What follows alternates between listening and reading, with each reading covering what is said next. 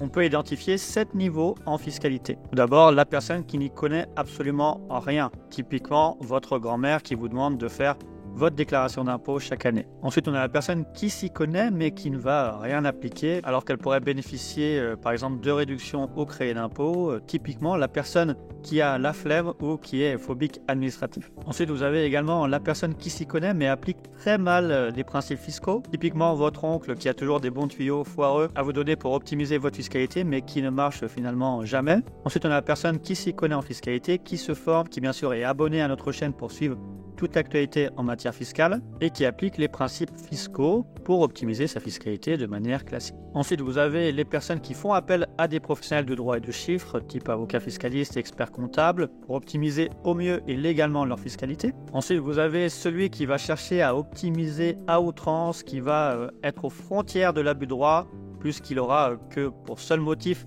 de ne pas payer d'impôts et de construire le plus de montages dans un but exclusivement fiscal et qui potentiellement peut se faire rattraper dans le cadre d'un abus de droit fiscal. Pour terminer, par ceux qui finalement fraudent à la loi et qui, en connaissance ou non des règles fiscales, décident de toute façon de ne pas les appliquer et de les contourner pour ne rien déclarer en France. Et ceux-ci, bien sûr, sont susceptibles de fraude fiscale. Alors dites-moi en commentaire quel est votre niveau de 1 à 7 en fiscalité et si vous avez pensé à d'autres niveaux qui pourraient s'appliquer.